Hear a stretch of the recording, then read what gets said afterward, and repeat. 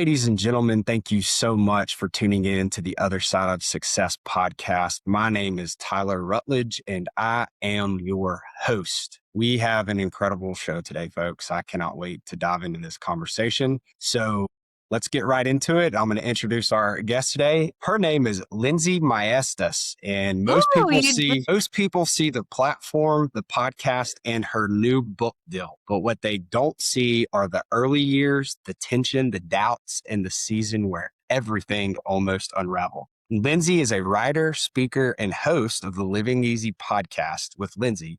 Right? Yes. Living Easy with Lindsay podcast, reaching millions of listeners worldwide. She's the creator of The Wife Project and the author of Don't Burn Your Own House Down that just released in January of this year. But today we're not going to talk about just the book. We're going to talk about the story behind it. So Lindsay, welcome to the show. Thanks for having me, Tyler. I'm honored to be here. And I am very impressed you got my last name because I don't think I've been on one interview where they got it right.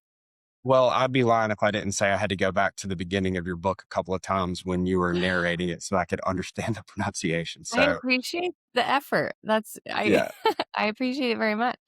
I actually did. I'm just full transparency. I haven't finished the book, but we're getting very close to it. So Yeah, I well, love listen, hearing your insight already. I think it's really encouraging to talk to people and just hear feedback, because you write yeah, for 2 years. And then some people finish it in a day or a week, and then they yes, kind of move on to the next book. And so it's been really encouraging to have conversations where I can actually hear from people what is working and what's not working, or, yeah. so it's neat. Well, it's cool that you would say that, and we'll go off script here for a second. But I think the cool thing about your book is from two different angles, from people who have done deep dive work, healing personally and marriage. What I'm learning from the book is it's just affirmation that we're doing the right thing and that Mm. these things are still coming up, even though we're tackling them head on. They still happen, right? That's marriage, that's sin. But Yeah. for Mhm. folks who may be listening to this who are like nervous to point their marriage in the right direction, I think that's what's so incredible is you hit on things that I don't know if there's a single marriage out there that has 9 chapters in, hasn't experienced some of the things that you're talking Mm. about. So I think that book is so relevant for people who have already done the work and are doing the work or haven't started. So good job on that. Yeah. Thank you. Thank you so much. And good job Hopefully, getting 9 chapters in. I mean, it's lengthy. We had to cut 2 chapters out because it was too much. So I want to start utilizing that and sharing. But I did feel so strongly as I was writing that I wanted to tackle as much as I possibly could because I felt like I would read a lot of marriage books early on in my marriage with Jesse. And a lot of them were very kind of prescriptive of or very spiritual, which I appreciate both sides of that, but I couldn't see into the life of the person. And so right. it's really, I think, very difficult to understand where they're coming from or what their perception is or why they believe what they believe unless you know who they are and what their story is. And so I felt not only equipped to share my story, of course, but I felt encouraged to share the stories of so many of my neighbors or my friends or people who gave me permission to Mm. openly share what they had walked through so that I could try to reach as many people as possible and they didn't feel kind of like the category that was left out, like I often felt when I Yeah. was reading marriage books. So I appreciate you saying that. Well, I think one of the reasons why it's so impactful for me is because it is an actual behind the curtain look at someone's life. It's not, we've all heard of the 4 horsemen and can talk about Yeah. contempt and stonewalling and all those things. But until you have somebody walk you through in a book format and you can listen, like, oh my goodness, I do that. I need to stop doing that. Right. So anyways, we can go forever on this deal. So let's take us back to the beginning because there's a whole lot of things in your life that have formed you before you decided to release this book. So what was life growing up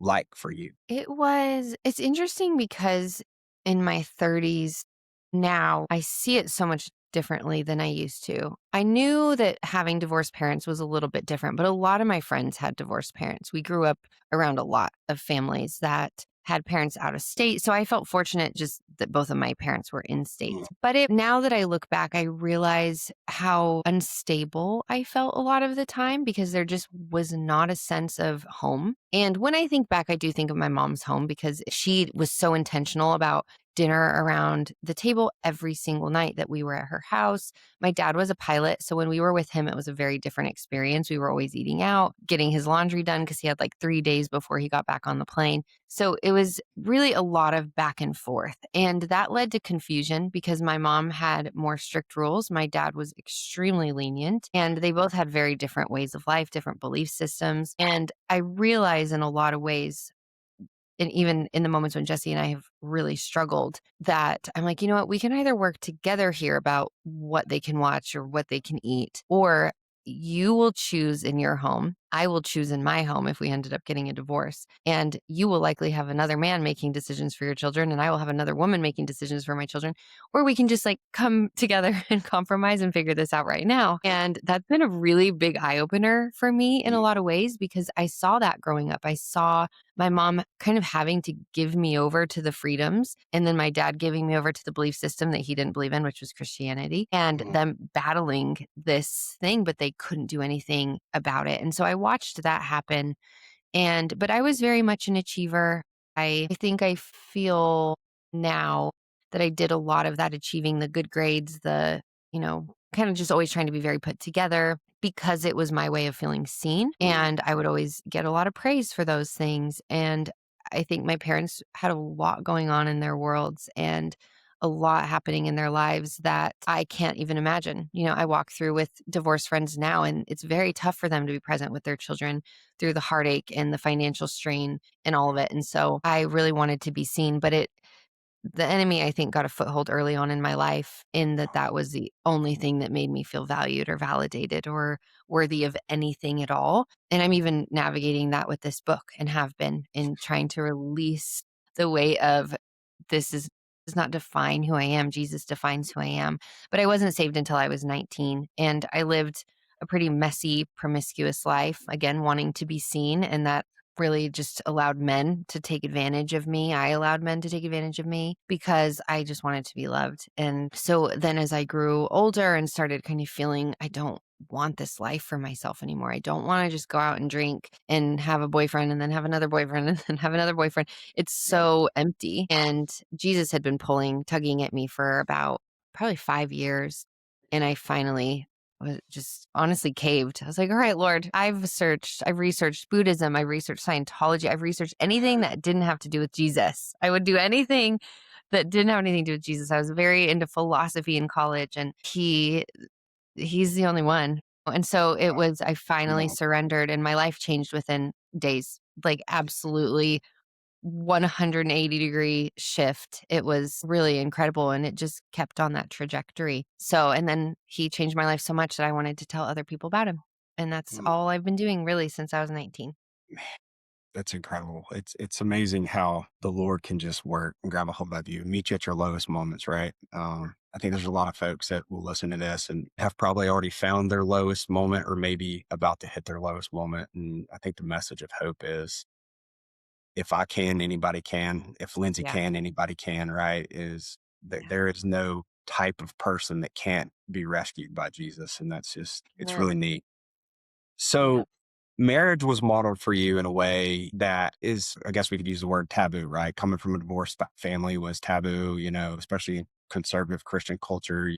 That's a no-go. So what beliefs about commitment, love, like what did you carry with you that kind of got you on this path? So first and foremost, I just wanted a different life. And I actually have had some moments lately, I don't want to get emotional, Get out, girl. That's fine. where I just really felt the weight of that thing. And to be clear, I do not believe that divorce is the ultimate sin. I do believe there are many instances in which women and men need to leave. I actually just Yep. had a conversation with a friend yesterday, and we were talking about how emotional abuse really can absolutely destroy a human being. But because it's not physical abuse, it's not seen, the church doesn't really give a lot of attention to that.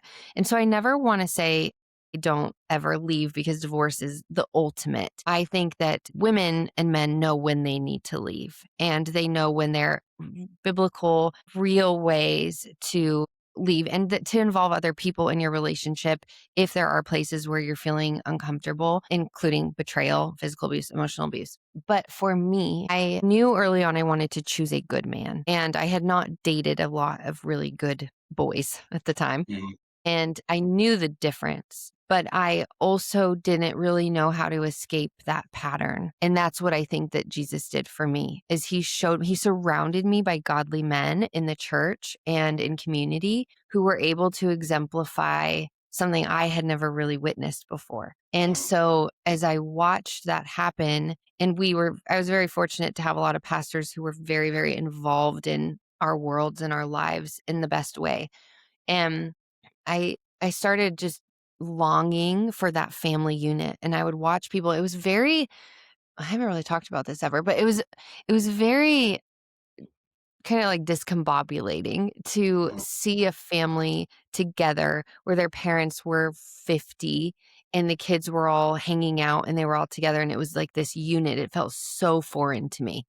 And because for my situation, my parents really don't prefer to be in the same room together in any capacity. And growing up, there was just a lot of real Mhm. division there. And not to shame them, they did the best they could with what they had. But I just wanted that family unit so badly. And that's what I was saying earlier is I think I've been seeing that lately with me, Jesse, Sutton, and Sax, and my boys, where we are doing a lot of sports activities and going together as a family and then going to get ice cream after. I started crying like 2 nights ago because I just felt in my heart where I was like, oh, this is what I prayed for. Like, this Yeah. is what I wanted. And what Jesse and I fought through in the moments I was ready to leave, like, this is the reward. And it is so much of just God's grace poured down upon us to see how beautiful that family unit is. Because when you divide that, one of my divorced friends has said, I fully, fully understand at every level now why God says that a family unit,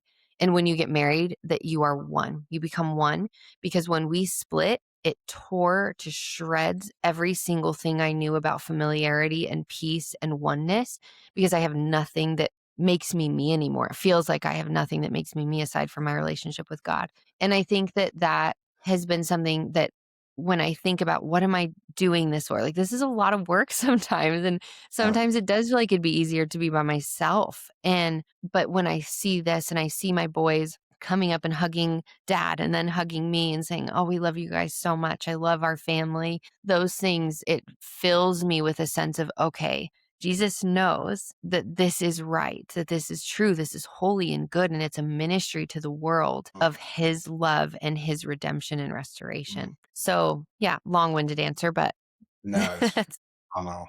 You said it in your book too, just kind of talking about what you just did is like, it would be a lot easier to be married to somebody who does everything exactly like I do, right? And then you're like, yeah, I maybe don't not. know. And then you said there's a reason why opposites attract. And Hmm. so it's like we don't give enough. Sometimes I wonder if we don't see, if I'm preaching to me here, I don't see how God gave me Allie in a way that just drives me crazy sometimes. But you know why? It's Yeah. because it's opposite of what I would do. And if I would Hmm. crucify my ego a little bit, I'd probably be like, oh, that makes Maybe sense. that's why. Yeah. Well, and in Don't Burn Your Own House Down, I think that was a huge core of the book, was to allow people to self-evaluate and to say, your marriage, you are 100% of your marriage, just as your spouse is 100%. I don't give in to the 50-50, because sometimes you're only at 20%, they're at 80%, and you have to meet each other in the middle. But the goal is to be at 100 each. When you split, just say you're a couple who's feeling so disconnected and you're just kind of irritated. These, again, are not abuse issues or betrayal issues. This is just solely frustrations, irritabilities, growing apart.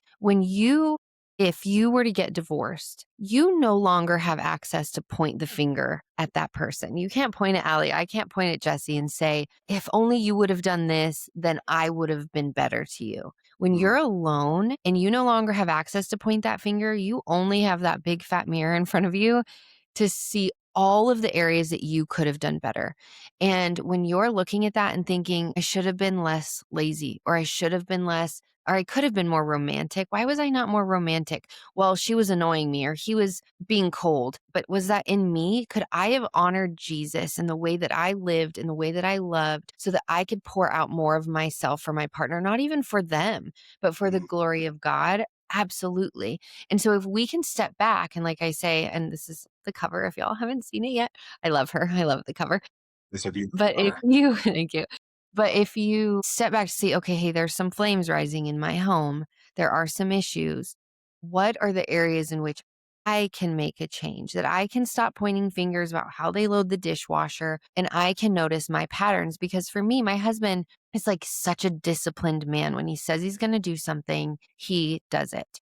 And if he lived like me, where I can be all over the place and have 50 million ideas, and then sometimes I'll nail down 3 of them based on, my energy levels or my input, I would go crazy. And so his discipline leads me, it guides me, though sometimes I'm like, oh, I wish you would just lay in bed with me and have a lazy Saturday morning.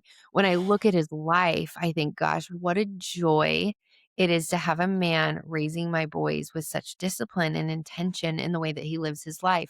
And so when we're honest with ourselves, I think if we were to be honest with our flaws, we would then be able to step back and say, yeah, I actually am thankful for the things that they do well. So how much more as spouses, instead of criticizing and nagging about the things that they don't do well, how much more can we step back and say, I want to breathe life into my partner in the things that I do see that are good. And maybe it's one thing. Okay, guys, maybe the audience listening, they're like, yeah, the one time they take out the trash, praise that trash drop. Praise the willingness to do it. Oh my gosh, you just made my life so much easier. I love you. Thank you so much for just taking one burden off my plate today.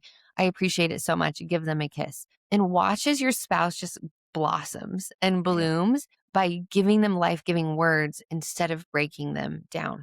I just think that's such a powerful thing that we don't do enough of. I agree. I'm writing notes, Lindsay. Yeah. So when you first got married, you and Jesse, what did you expect marriage to feel like versus what actually happened? Our marriage, we were really fortunate in the first year. We had so much fun. We played Mario Kart all the time. We did like floor picnics with chocolate dipped strawberries, the whole bit. We had so many friends. We were very involved in community group. I think it was when we became parents that my idea of it looked different than what my idea had been.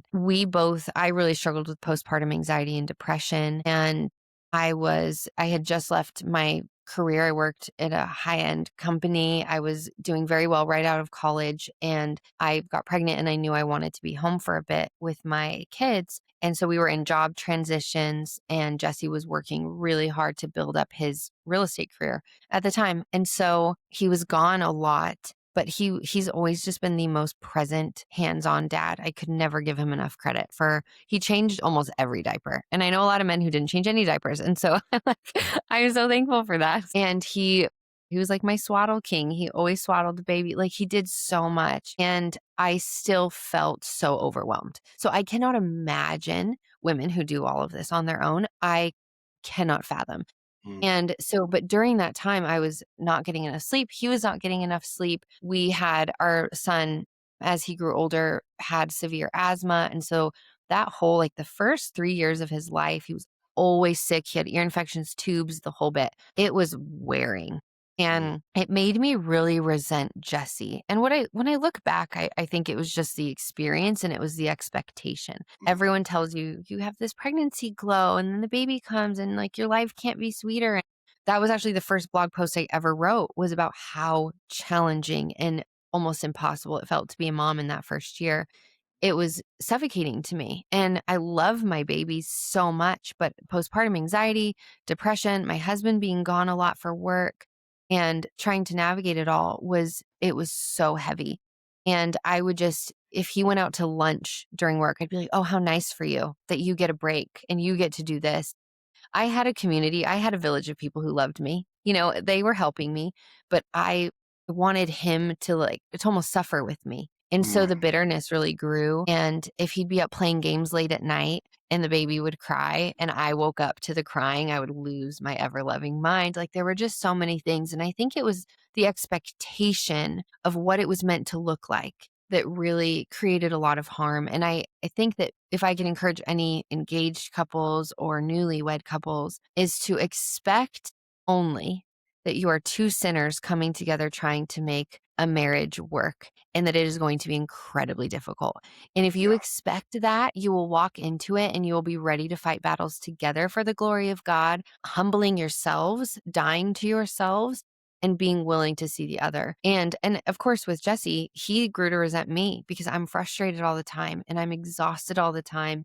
And I'm withholding myself sexually because I feel like a different version of myself. And he didn't ever comment on my body. He was wonderful and just only had praises, but I felt different in my skin. So I'd withhold. So our physical connection was lacking, which is a huge aspect of marriage and a huge aspect of connection. So our intimacy was just misaligned. And I wish we went through premarital, we did all the things, but I do wish I had gone into it with an expectation of this is not roses and butterflies as much as a lot of the time it was initially, but there will be difficulty and hardship. And the more I began to understand that and almost seeing it as a beautiful project of us growing together in sanctification, that Jesus was using this to prune us, to make us more like him. 1 John 2:6 says, if you claim to live in him, you must walk as he did. So walking as he did is not, again, roses and butterflies. It's trial and it's pain and it's difficulty, but it's sanctification to become more like God. And so that has been probably one of the greatest shifts in my perspective since I've gotten married is that, yes, this is a gift, but it is meant to make me more holy than it is to make me happy. But if we live well and intentionally, then happiness comes along the way. That's a good word. Thank you for sharing that. Yeah. So, like, I know one of the themes of the book is talking about divorce almost entering your home. Like, what led to that breaking point?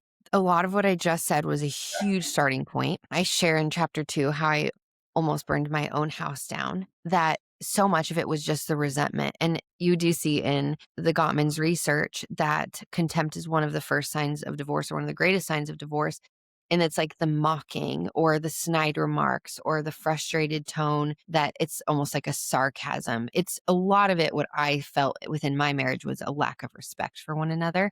And I think because we were both so harsh with one another, we really had lost respect for one another. And it was one random night, which I always say anger is a secondary emotion. It's covering something else. Yep. And a lot of what I was feeling was unseen. I felt unseen, and which is my trigger because as I shared growing up, it made me feel so lonely. And a lot of that was Jesse's busyness and work. And then also our different attachment styles. I'm really anxious. He's pretty avoidant. So I'm like reaching for him and he's feeling suffocated. And I'm like, how could we be more different? This is crazy. Are you relating right now, Oh my Tyler?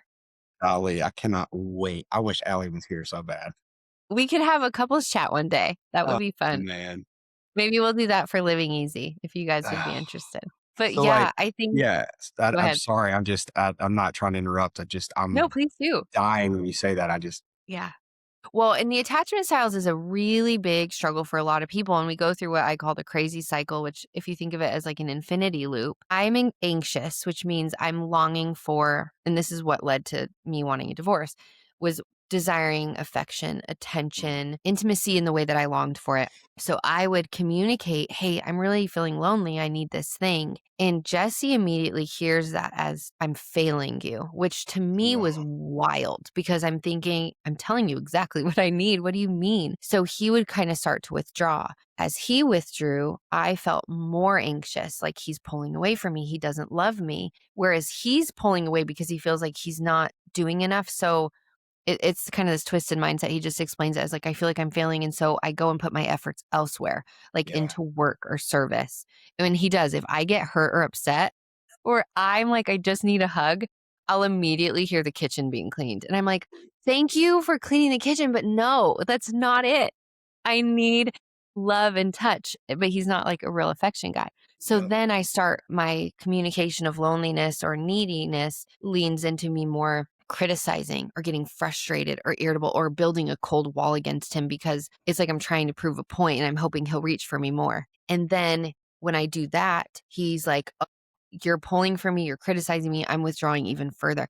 And then we just go in this loop instead of truly doing the work, which we've been doing lately, to understand one another's needs and to communicate it gently and kindly, to say, hey, I notice you're cleaning the kitchen because I'm frustrated. What I need you to do is sit in here and have this conversation with me. If you're not ready to have the conversation or even to like cuddle because we need to get over it, when will that happen? Like, when will you be able to make that happen? And so I think that it's just been this constant learning experience. But in the moment, and I write about it in depth and don't how I almost burnt my own house down, I just crumpled to the floor because it was just another night of him not waking up to the kids. And he's done so much, but it was not enough in that moment. And I couldn't do it anymore. I just felt so tired and so exhausted.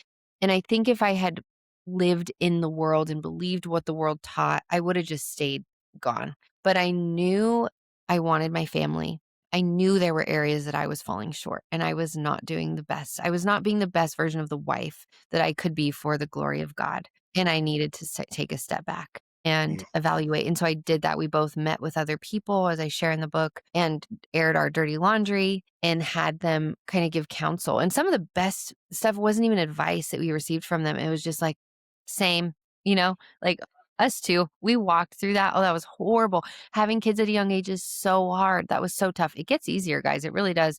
And it actually does get easier. But that was the advice that kind of pulled us through of like, yeah, same, but you just keep fighting. You keep doing the work because you're just irritated at each other right now, but you can come back together. So at what point did you get there? Like, at what point were you like, all right, Jesse, we're digging in. We're going to rebuild this thing. I think it was seeing other couples. That was the first moment where we saw other couples and they were able to see like our biggest mess. That was Jesse's pornography struggle that created a lot of insecurity within me, and having men that I really respected have the ability to be honest about that and say that they had overcome it and they had been battling and they had set a ton of like boundaries around themselves and accountability, but it had been years since they struggled. I think it gave me hope. And seeing Jesse receive that and like ask for accountability and ask for help was really impactful for me.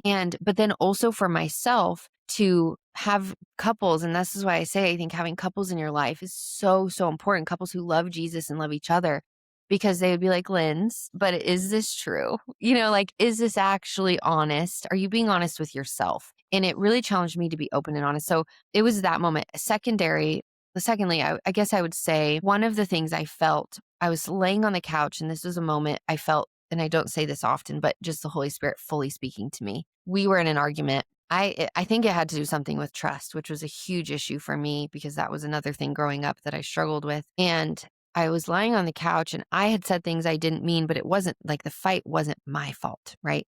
But I laid there and I heard God tell me, just conviction in my heart, Lindsay, you can either lie here right now and stay in this argument with your husband and feel the weight of it and let him mope or be sad or be angry in there and do nothing about it. And if you do that, that's your choice. But the enemy gets a small foothold in your marriage and drives a little wedge in your relationship today. Or you can get up, walk to the office, and ask for forgiveness for the things that you've done without expectation of what he's going to say, but own your part. And as you do that, you will glorify me and you will not allow the enemy to drive a wedge within the relationship.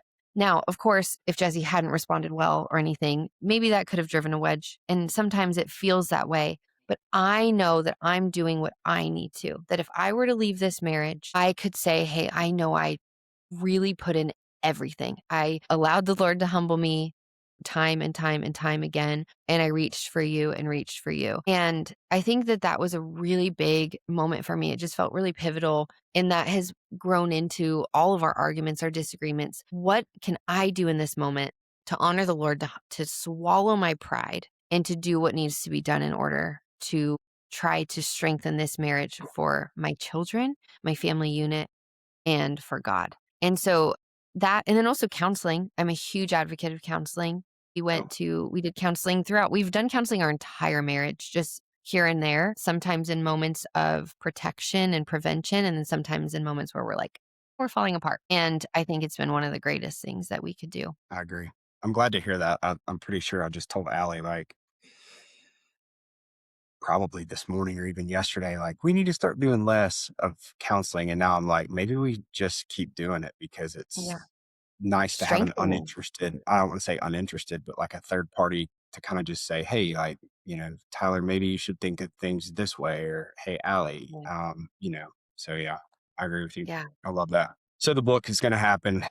At what point, Lindsay, were you just like, I got this nudge. I need to speak publicly about marriage. I want to help people with marriage. Yeah. So this was about 10 years ago that I started blogging when I wrote that first blog post about being a mom, and it kind of blew up. I was very surprised. It got picked up by like digital magazines focused on the family and things like that. And so it prompted me to want to write more because it was the most vulnerable thing I think I had ever written. And people received it with so much love and care. And again, this is 10 years ago. So there's a lot less of the conversations that are happening now. And then I wrote another post for the girl who wished she had, or to the girl who wished she hadn't. And it was a story of my promiscuity and kind of sleeping around and drinking and relationship to relationship.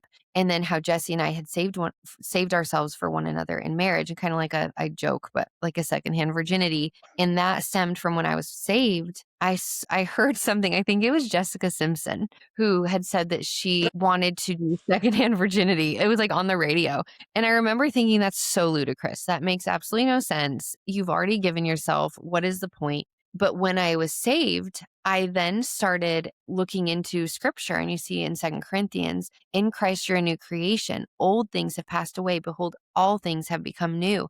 And it was like this flood. I remember just bawling in my car when I read that and when I started praying over that idea, because it was like the dirtiest part of me, right? It was Mhm. what I like Yeah. couldn't sit with. I didn't talk to anybody about. I was so ashamed of. And there was abuse in my past. When I was 14, I was sexually assaulted, and that's how I lost my virginity. And so a lot of that led into how I lived my life with men in the future. But to think, oh my gosh, I could be with somebody who actually protects me and who's actually going to spend his time getting to know my body. I mean, my mind, sorry, getting to know my mind before he And your gets to know body. my That's body. Yeah. And not using my body as a crutch to like our problems, that we just have sex because we're fighting, and that God would be so gracious to make me white as snow. It was mind boggling to me, Tyler. I felt like there's no way I can start this over. And in the world's eyes, people probably still see that as like, well, you were already tainted goods. But in God's eyes, it was so different. And I felt so refreshed and renewed and encouraged. And Jesse honored that in me. And like he actually fought for it harder than I did. I had a harder time staying pure. He yeah. was like, get out of my house, because I know that you're going to regret this. And I know that we're not honoring Jesus in it. It was just the coolest experience. And so to the girl who wished she hadn't was that story. And you could probably still find it now. It got picked up by quite a few magazines as well. And that's when I saw their longing for conversation about real truths, about vulnerable honesty. The craziest thing was I received thousands of emails from people in Africa. And I don't know what it was about that. I don't know how they were reached, but in areas of Africa that they were not asking for anything. It was just like, thank you so much for making me feel like I have hope and that I'm not dirty and like broken, and that there's redemption in Jesus. And there were so many people who asked questions about Jesus. And it was just, oh, it was so incredible to be able to share the gospel in that way, like to people of the world. And so I continued, and I just saw, honestly, like from a business mindset, I saw my niche really leaning very heavily into marriage. And so we talked more and more about that, and people loved seeing Jesse on things. So that was kind of the trajectory. And the book had been in my heart for a very long time. I've wanted to write a book since I was 4. Double majored in journalism and psychology in college, and love words, love people, love minds. And so the book started, I mean, I really started writing the book probably about 4 years ago now. And I just would put some chapters in there, and then chapter after chapter. And then when we moved to Franklin, God created this amazing connection with somebody who introduced me to my agent. And then we put out some offers. So it was a huge, not only passion, and I saw a need for it, but I think also because I so desperately longed for my marriage to work, Mhm. I was researching and going so deep into people's lives. I love picking people's brains. Anybody I meet, I'm like, tell me what's worked for you. Tell me what's worked for your marriage. What hasn't worked for you? What has been the worst part, the best part?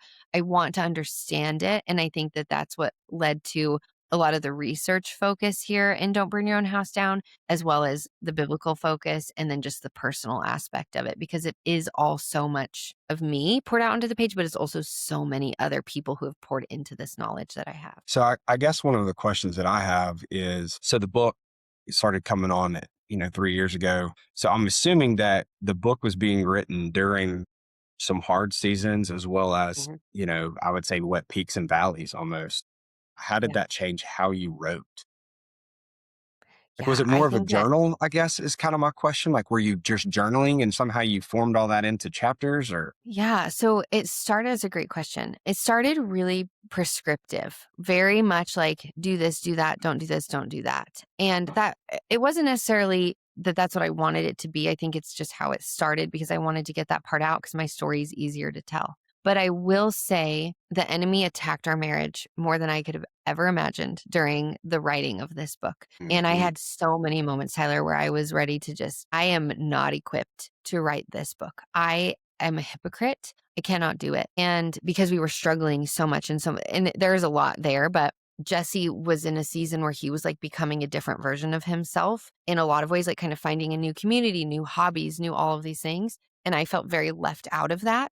And I was working on this. So I was like a bird with my head in the sand, like gone. And so I felt so disconnected from him and it created a lot of intimacy issues. But what that did and how it's just a reminder that God works all things toward good for those who love him and are called according to his purpose, as it says in Romans 8, is that the enemy attacked our marriage to a point where, again, we were like almost just hands up. And God just used that in my time editing to say, be humble, be honest, do not come at this book from a high place because you are not in a high place. And you really are never in a high place. We're sinful, we're broken, we're in need of a savior.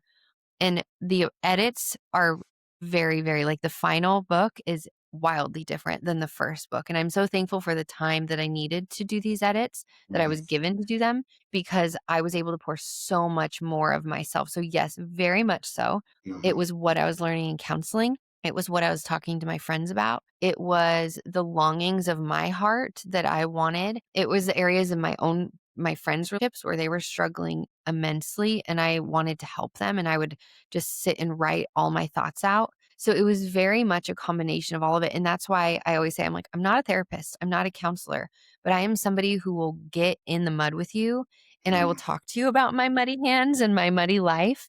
And you will see it, but you will also see the goodness of God in Don't Burn Your Own House Down because he restored and redeemed so much of our relationship. And I will say now, the point we're at is probably one of the best points we've ever been at in our marriage. And it was, I genuinely did not think we would come here. And a lot of what we used were the tools in Don't Burn Your Own House Down that I Yeah, had been learning and researching. And so it was a very confusing season, which I think the enemy wants you to feel like, I can't do this absolutely. when you're going to share the gospel with many, you know? Something that came to my mind when you were saying that, Nellie and I talk about this all the time. So and this isn't about me, but I think anybody that's striving to be good at something and um, wants to be public about it, the devil has that tendency to create that doubt of like, I'm not, I can't talk about these things because I'm not good enough yet. Right. Yeah. And when you said that, you're talking about not being equipped. Something that Allie and I talk about often is that God doesn't call the equipped, he equips the called. Yeah. And that's something that I fully believe in. So I can see that in your work right now. It's really neat Yeah. to see how Thank that you for works. that. Yeah, absolutely. Yeah, and it's very easy and just to encourage anyone who's fighting for something good, right? Like anybody who's willing to take a risk and do hard things and jump into something new, like the podcast, it can feel really daunting and there can be a lot of hurdles and it feels so tough. But I believe that we know God's calling on our lives. We know our purpose, or at least have some sort of idea of where we're wanting to be. But we will never, ever, ever get there if we don't at least try, if we don't Mhm. face the fear, if we don't take the risks, if we don't walk through the fire to get there, because the people who don't make it are the ones who quit in the thick of it. And I can say now, I'm so thankful I didn't quit Don't Bring Your Own House Down because it has Yeah. already been, from what I've been told, impactful to so many marriages. And in every piece of my soul felt like I was not able to do this, like that I was a failure, that I was, again, a hypocrite. And so just to encourage the audience, like there are so many areas in my life. Every single thing I've ever done that was successful has been incredibly hard, incredibly painful, and made me feel like there was just no way I could do it. And when I come out on the other side and I actually complete the thing, because that's something I want to respect myself. So I complete what I say I'm going to complete, even if it's very difficult sometimes. I'm always thankful, and I always feel like God's grace is what got me through. And I feel like a stronger Christian because of it. I feel like a better mom because of it, who can speak to trial and speak to facing fears. My boys watched this journey, and it's just been really, really cool. And I'm thankful I didn't let the enemy win, because there were a lot of nights where I was ready to. So just if you're walking through the fire right now, or if you're chasing something new or chasing a dream, just know you will not. The only reason or the only way that you will get there is if you continue on the path. You can't quit when views get low or listenership is low or people are attacking you or criticizing your dreams. You won't get there. You have to just keep going. Man, I received that. So before we wrap up, we've kind of gone from the beginning of your life and see kind of what shaped who you are and what you brought into your marriage, and then how that led into the book. But I want to talk a little bit about the other side of that success to close. And so, like, from the outside, like, I see your content, I read the book, I understand where you're coming from, but what do people not see? Because you're talking about not coming from the high place, right? And so, like, as someone who's done work and you've done work, is I know that you're not there, but what is life like now for you?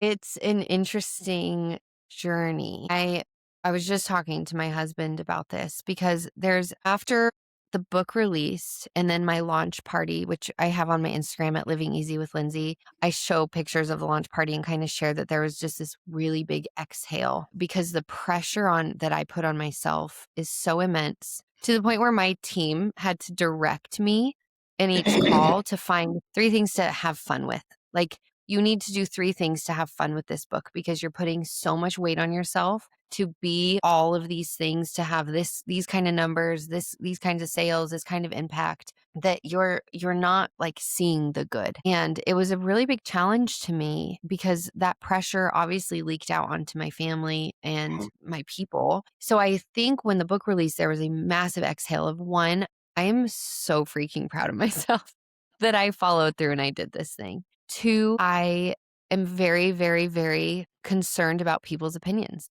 And that's always been my struggle, to where I wonder, are they actually going to like it? Are my friends going to even read it? I think that's a big thing. Like, your own community, in a weird way, sometimes tends to be the least vocal about your stuff. And so you're like, did you read it? Do you want to talk about it, or do we not? I don't know. Is that awkward? So kind of navigating that part of things, and maybe hearing more support from people you don't even know than your people, is kind of strange. And then I think also it's the coming down of it. I remember I was at a Dave Ramsey influencer event like 2 years ago, and John Deloney shared this, and it really helped me through this season. But he had said, I remember he was talking about how the impact of people and how relationship matters so much. He said, I remember being in a car with my 2 buddies, and I got a phone call that my book had become a New York Times bestseller, which was my dream, right? That was his life dream. And I tell them, and they're like, man, that's amazing. Like, that's so cool. Good for you. And then he's like, yeah. And I sit in it. I'm like reading some of the pages and seeing some of the posts, and it's amazing. And then we walk into a restaurant and we have dinner, and we don't really talk about it again. And then we move on with our lives. And he was like, that was my moment. And he said, but one, it wouldn't have even been that if I hadn't had my people, but also it was a blip. And he said, so when you realize your life and the things that you see and the things that you do, they're going to be great, but it's a blip. And that's what I feel, where I'm like, I did this thing I've wanted to do since I was 4 years old.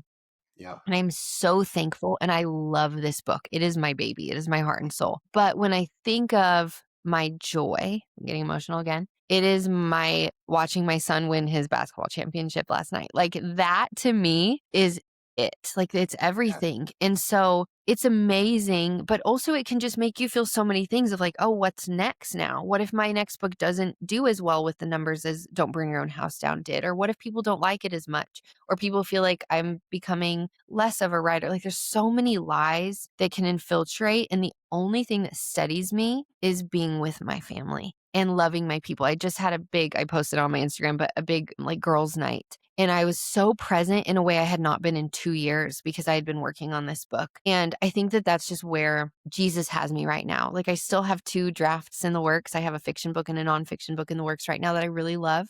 But also I'm not putting as much pressure on myself because I think I realized I really lost a lot of time with people because I was Mm, so consumed with doing this well. And I'm really glad I did it well. I'm glad I did the research. I'm glad I poured my heart and soul and I wouldn't take it back. mhm. But now it's like, okay, Lindsay, what do you learn from that? That you feel like there's areas of life that were missed, that you feel like you were so consumed by your own successes that you lost sight of Jesus in some ways, that you were so consumed by numbers that you like your cortisol levels were sky high and unhealthy.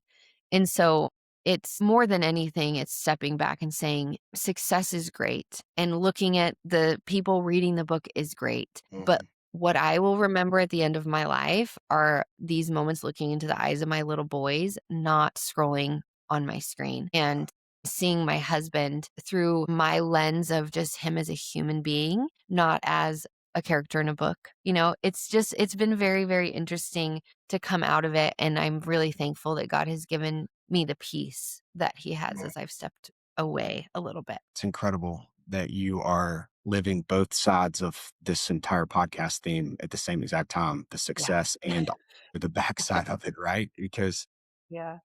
it's incredible. I mean, you are on that climb up right now, but then there's still struggles. And yeah, Yeah. I hope people are out there Always. feel inspired to just keep going, keep going. It's worth it, right? Yeah. Thank you.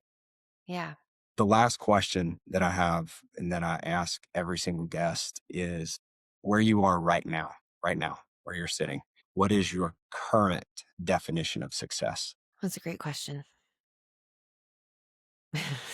That's a big question. Okay, let me think. My current definition of success would be to get to the end of my life and to not regret the way that I lived as a mother, as a wife, as a Christian, as a friend, as a daughter, and a sister. And I live very intentionally that way in my day to day. I do think about the end of my life every day. When I wake up in the morning, how do I want my life to look, the big grand scale, the big picture, in order for my life to not have regrets? And sometimes that includes travel and all the fun things, right? And accomplishing my dreams. But then I also start the day with, how do I want this day to go so that at the end of the day, I do not have any regrets as to how I lived it?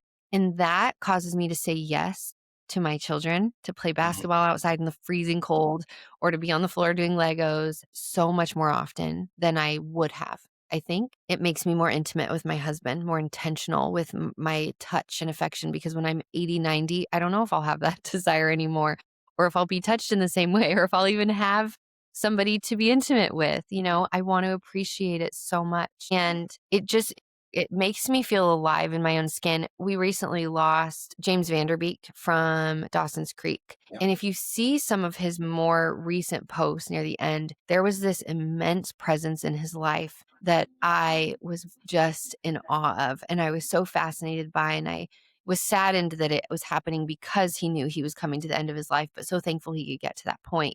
And he was so aware of the birds chirping and the smell of the morning and the sunshine and these things that we obviously take for granted every single day. But I don't believe in just accepting things as they are. That's just a huge part of my podcast, Living Easy with Lindsay. It's a huge part of my book that we do not have to remain stagnant. We don't have to stay as we are. So why are we not taking care of our bodies in the way that we should, saying yes to our children more often, getting off of our stinking phones and being present, being intimate with our spouse and laughing and playing like we did when we were first dating, going outside and having a cup of coffee and listening to the birds, like these moments that will cause us to appreciate life in the way it's meant to be appreciated and to worship God and His creation and see all of the beauty He's given to us. And instead, we sit in our rooms and scroll on a rectangle. When I step back and say, what will I do today that will cause me to appreciate the day in the way that God intended, in the Mm, way that my people will feel so loved and seen and valued. That is how I want to live. And so that to me is success, is just seeing life. It's saying yes to all the scary things, running through the fire and taking the risks,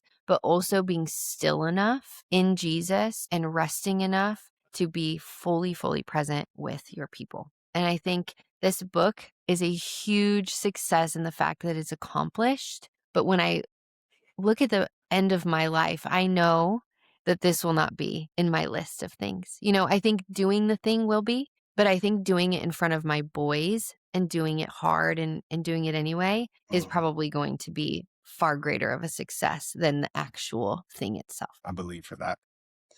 You've got an anointing, friend, and I'm excited to see your success moving forward. Tell our Thank you folks where so they much. can find you. Give us the Lindsay blurb. Yeah, thank you. Well, thank you so much for having me, Tyler. It was great. Your questions are great, Pleasure. very interactive and communicative, which I appreciate so much. I do a lot of these interviews. So this is probably one of my favorites so far, actually. Thank you. I'm glad to hear that. Yeah. So you can find me on Instagram at Living Easy with Lindsay, where I share a whole lot of this stuff, just discipline, relationships, faith, life. My podcast is very similar Living Easy. Sorry, let me blurb that. Start again. My podcast, the Living Easy with Lindsay podcast, and my book, Don't Burn Your Own House Down, you can find on Amazon, Barnes and Noble, Target Online, really anywhere you get your books. I did also narrate my audiobook, and I have had a lot of people who've been listening to the audiobook, and that's been really cool. Probably Yeah. a lot of my podcast listeners, but they've really enjoyed hearing it in my voice because I was Yeah. able to give it like the emotion it deserved and also just extra little excerpts that I didn't include. But yeah, that's pretty much it. I got it. Go get it on Audible, folks. It's really nice to hear Yeah, you narrate. I really like that. thanks. Well, I'd love that. friend, thank you so much. I appreciate your time and look forward to having you back on when you get book number 2 and 3 done. Thank you. Thanks, See Tyler. you.